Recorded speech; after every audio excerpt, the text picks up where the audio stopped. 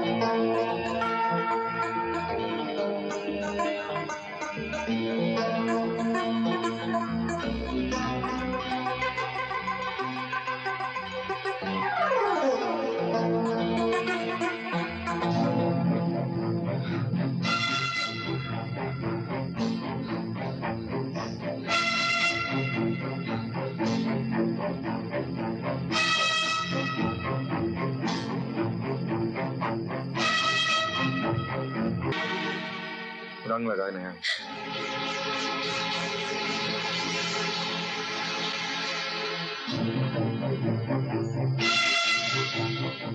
गैरों से लगवाती हो। मैं तो फिर भी तुम्हारा अपना हूं। अरे मुझसे लगवा लोगी तो तुम्हारा क्या बिगड़ जाएगा?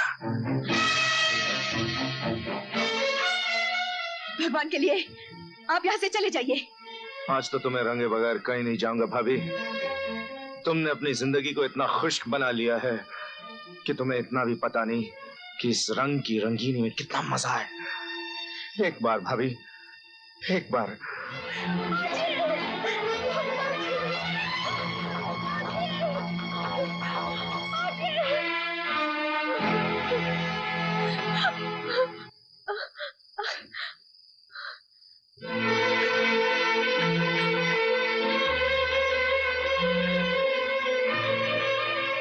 मैंने किसी के भागने की आवाज सुनी।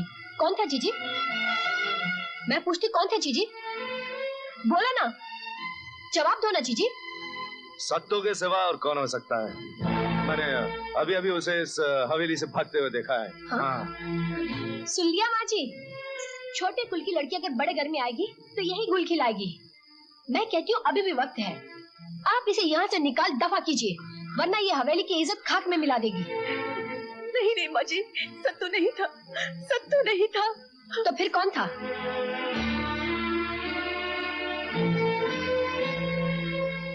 देवर जी थे। नहीं माँ, भाभी झूठ बोल रही हैं। कमीनी, कुलच्छनी, मेरे पति पर इल्जाम लगाते हुए तुझे शर्म नहीं आती? अपने कुकर्मा को छुपाने के लिए तुझे और कोई बहाना नहीं मिला? आइंदा ऐसी घटिया तोहमत लगाने की कोशिश की तो मैं तुझे... तुम दोनों अपने कमरे में जाओ। लेकिन माँ मैंने कहा ना तुम लोग यहाँ से जाओ।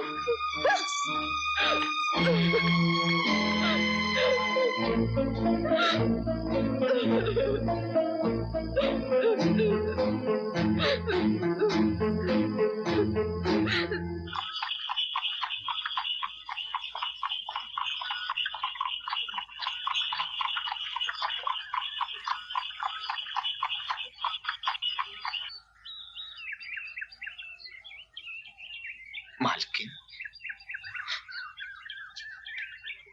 प्रणाम। आप और जे कुटिया में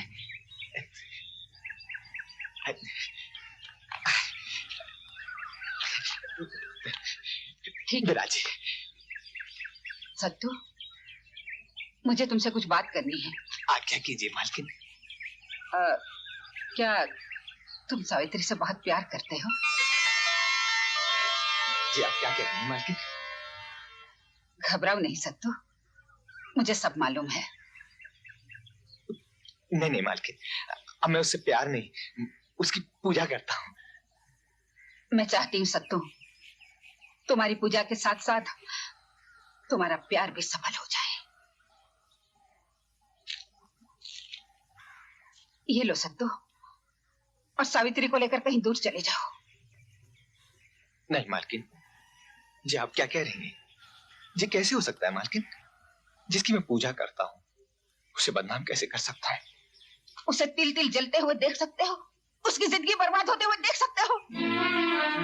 मालकिन। हाँ सत्तू, मेरा अपना ही खून मेरे माथे पे कलंक का टीका लगाने पर उतर आया है, उस अबला की इज्जत लूटने पर उतर आया है। मैं एक औरत हूँ, मैं अपनी आंखों से जुल्म नहीं देख सकती और ना ही उसकी इज्जत की रक्षा कर सकती हूँ। मालकिन मैं उसका नहीं सत्तू, उसकी ताकत के सामने तुम हार जाओगे। मैं जैसे कहती हूँ वैसे ही करो। लेकिन मालकिन ये तो पाप होगा। ये पाप नहीं सत्तू, पुण्य है।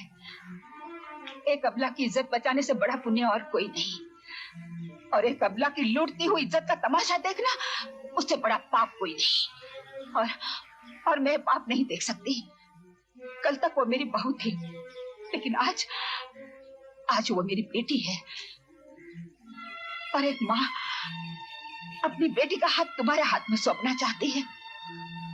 अगर आप मेरे हाथ में उसका हाथ सौंपना चाहती हैं, तो फिर रात के अंधेरे में मुंह छिपाकर बाहर निकली क्यों कह रही हैं? इसलिए कि दिन के उजाले में मैंने ऐसा करने दिया तो ठाकुर खानदान तुम्हें जिंदा नहीं छोड़ेंगे, और फिर उस गरीब का क्या हाल होगा इसकी तो तुम कल्पना भी नहीं कर सकते। मालकिन, ये फैसला आपका है, सावित्री का नहीं। मैं ये फैसला सावित्री के मुंह से सुनना चाहता हूं। ठीक है बेटी, ठीक है।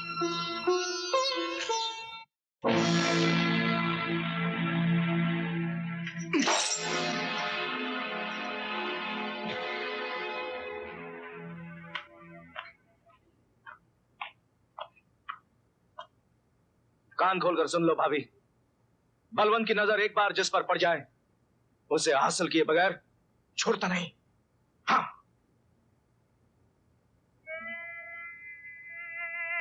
हे भगवान, मैं अब क्या करूं, क्या करूं? मायके में रह नहीं सकती, और अब यहाँ मेरी इज्जत बच नहीं सकती, बच नहीं सकती। कहाँ जाऊं, क्या करूं, क्या करूं? सावित्री, अब तेरे लिए एक ही रास्ता है, मौत, मौत, मौत।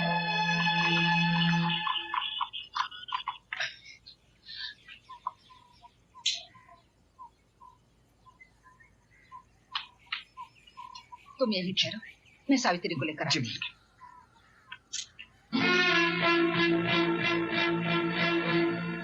बहू, बड़ी बहू, बेटी सावित्री। अरे ये तो सावित्री है, सावित्री कूद गई। हरामजादे, मेरे मना करने के बावजूद भी तूने इस हवेली की चार दीवारी में कदम रखने की हिम्मत की? निकल जा यहाँ से। बड़ी मालकिन। अबे बड़ी मालकिन के बच्चे।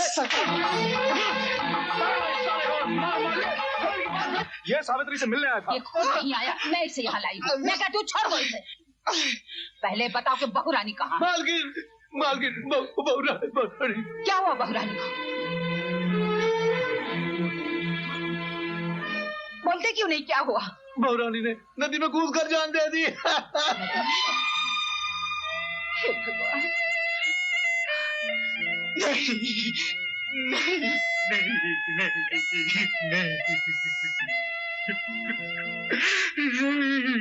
ये सब क्या हुआ भगवान? देखते ही देखते मेरा सब कुछ उजाड़ दिया तुमने, मेरा सब कुछ उजाड़ दिया तुमने।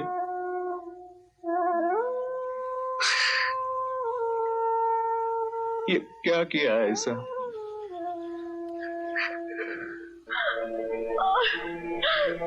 मुझे क्यों बचाया?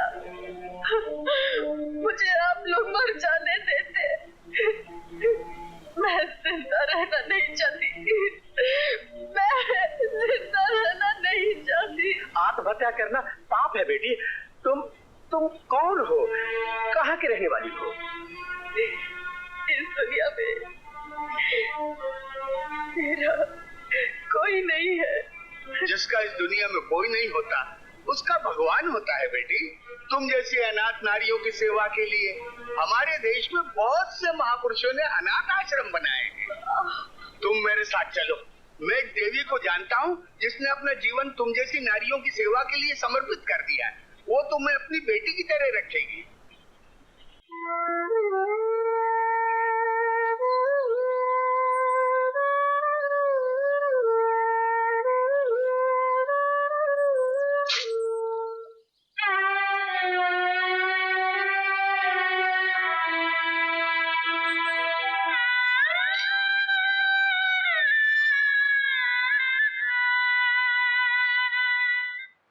जय श्री कृष्ण। जय श्री कृष्ण। आइए देवी जी, साष्टांग दंडवत। बेटी, दीनदयाल जी ने फोन पर तुम्हारे बारे में सब कुछ बता दिया है। तुम चिंता मत करो और अपने आप को अकेली भी मत समझो। आज से ये माँ तुम्हारे साथ है। मैं तुम्हें अपनी बेटी की तरह रखूंगी।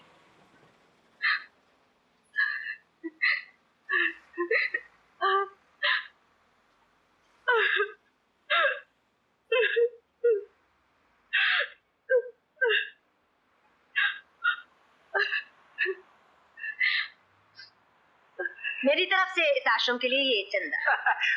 बहुत बहुत धन्यवाद। आओ बेटी, चलो। जय श्री कृष्ण। जय श्री कृष्ण। अपनी जान दे दूंगी। मैं अपनी जान दे दूंगी। तुम लोग जाओ। मैं मर जाऊंगी लेकिन अपनी इज्जत लुटने नहीं दूंगी। मैं मर जाऊंगी। अगर मैंने तुम्हारी कोख से जन्म लिया होता, अगर मैं तुम्हारी सगी बेटी होती, तो क्या तब भी तुम मुझे इन भूखे भेड़ियों के सामने ऐसे डाल देती जमुना भाई? माँ होकर अपनी बेटी को इस नाक में ढकेलना चाहती हो? ये हमारा पेशा है, हमारी रोजी रोटी है। सौदा हो चुका है, मैं पेशगी भी ले चुकी हूँ। नहीं नहीं माँ, मैं अपनी जान दे दूंगी लेकिन तेरा ये पेशा नहीं अपनाऊंगी, कभी नहीं।